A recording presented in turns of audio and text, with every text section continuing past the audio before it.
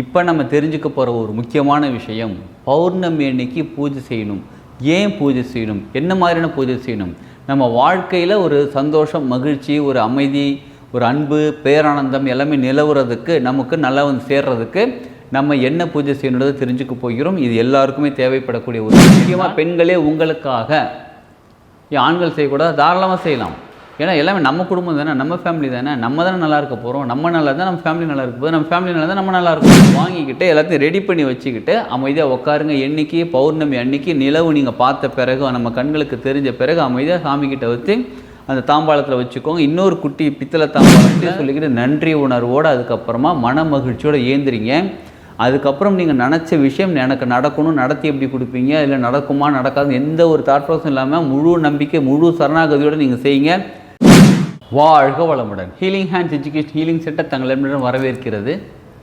நம்ம உடம்புல இருக்கக்கூடிய 7 சக்கரங்கள், 7 ஆதார சக்கரங்களை பேலன்ஸ் பண்ணக்கூடிய பயிற்சி வகுப்பு வர ஞாயிற்றுக்கிழமை அன்னைக்கு 15ஆம் தேதி, இந்த மாதம் 15ஆம் தேதி நடக்க இருக்குது.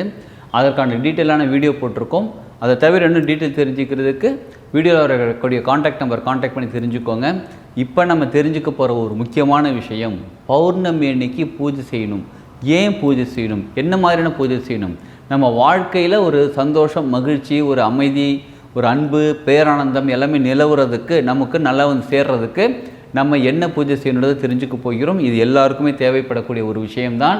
இந்த வீடியோ முழுசாக பாருங்கள், வாங்க அதை பற்றி தெரிஞ்சு. பௌர்ணமி அப்படின்னாலே நமக்கு எல்லாருக்குமே தெரிஞ்ச விஷயம், ஏற்கனவே நிறைய வீடியோ போட்டிருக்கோம். அதில் சொன்ன விஷயங்கள் என்னென்னா, நம்ம சித்தர்கள், மகான்கள் நம்ம இருக்கக்கூடிய இடத்துக்கு வரக்கூடிய நாள் பௌர்ணமி, சரிங்களா? இந்த மாதம் 10ஆம் தேதி அன்னைக்கு மத்தியானம் 12:30லேருந்து 11ஆம் தேதி மத்தியானம் கிட்டத்தட்ட 2 மணி வரையிலும் பௌர்ணமி இருக்குது. கிட்டத்தட்ட 26 மணி நேரம் பௌர்ணமி இருக்குது. இதில் முக்கியமாக இப்போ பௌர்ணமி செலிப்ரேட் பண்ணுவாங்க அப்படின்னா ஈவினிங் 6 மணிக்கு மேலே, அதாவது முழு நிலவு நம்ம பார்க்கக்கூடிய அளவுக்கு வந்த பிறகு. நிலவு இங்கே இருப்பாங்க, நம்ம கண்களுக்கு தெரியல, ஆனால் முழு நிலவு நம்ம பார்க்குறோம். எப்போ இருட்டான பிறகு, சூரியன் அஸ்தமான பிறகு நம்ம பார்க்குறோம் பார்த்திங்களா? அப்போ தான் நம்ம பௌர்ணமின்னு செலிப்ரேட் பண்ண ஆரம்பிக்கிறோம். ஆனால் பௌர்ணமி நேரம் இந்த கிட்டத்தட்ட 26 மணி நேரம் இருக்குது. சரி, இந்த 26 மணி நேரத்தில் நம்ம என்னெல்லாம் பண்ணலாம் அப்படின்னா, முடிஞ்சால் நீங்கள் பக்கத்தில் இருக்கக்கூடிய ஜீவசமாதிக்கு போயிட்டு வாங்க. முக்கியமாக ஜீவசமாதிக்கு போயிட்டு வாங்க. ஜீவசமாதிக்கு போகும்போது நமக்கு அங்கே இருக்கக்கூடிய சித்தர்கள், மகான்கள் அங்கே யாராவது வந்திருந்தாங்கன்னா அவங்களோட ஆசீர்வாதம் கிடைக்கும், அவங்களோட எனர்ஜி கிடைக்கும்.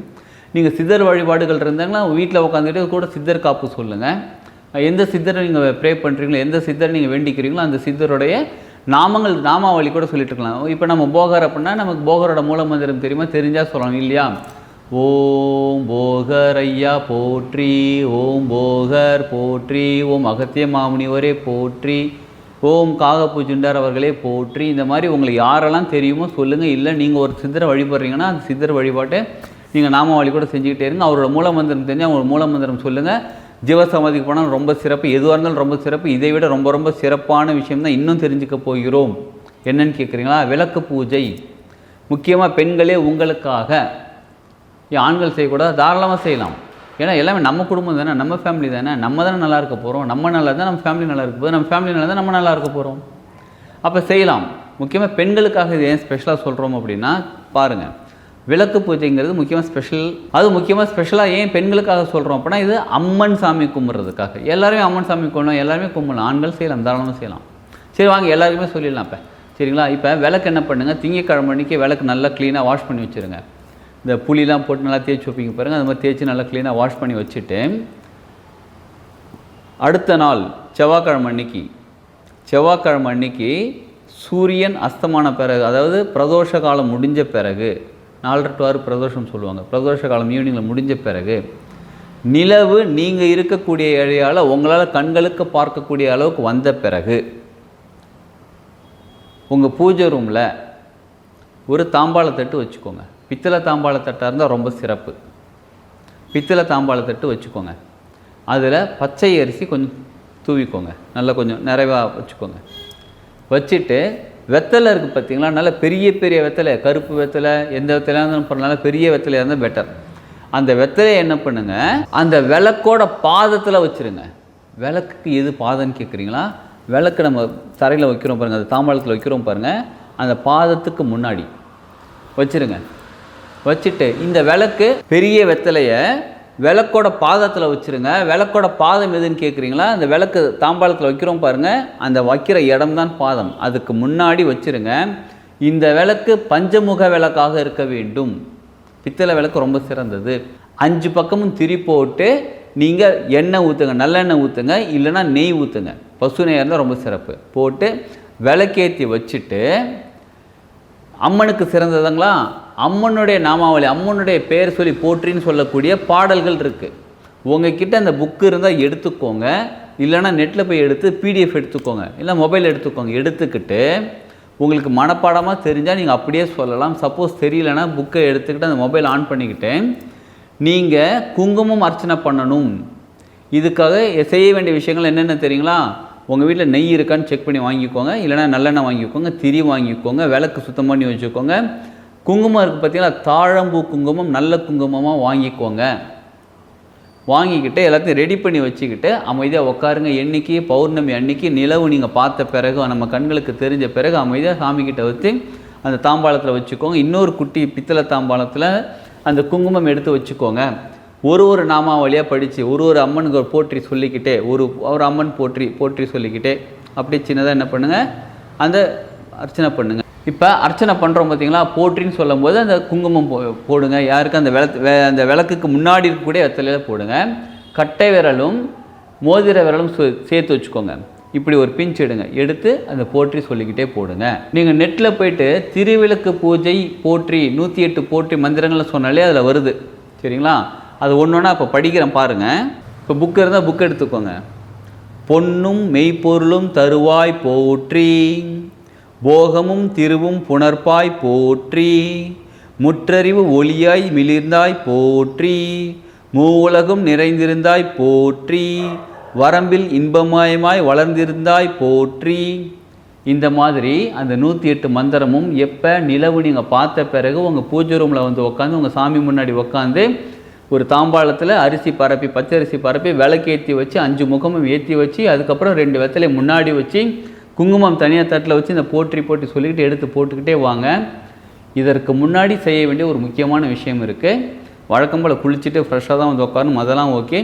அதற்கு முன்னாடி உங்கள் வாழ்க்கைக்கு எது தேவைன்னு உங்களுக்கு டிசைட் பண்ணிக்கோங்க.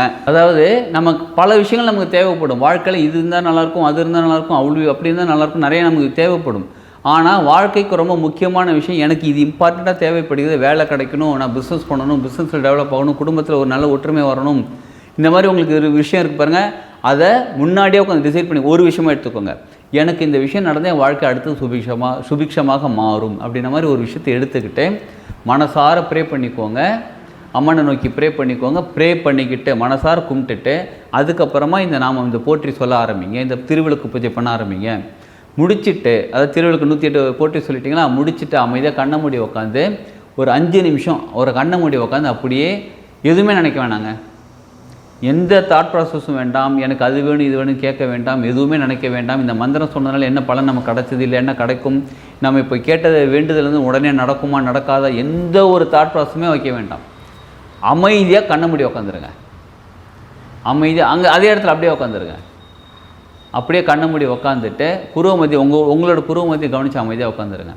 உட்காந்துட்டு அதுக்கப்புறம் மனதார நன்றி சொல்லிக்கோங்க. இந்த பிரபஞ்சத்துக்கு நன்றி சொல்லிக்கோங்க.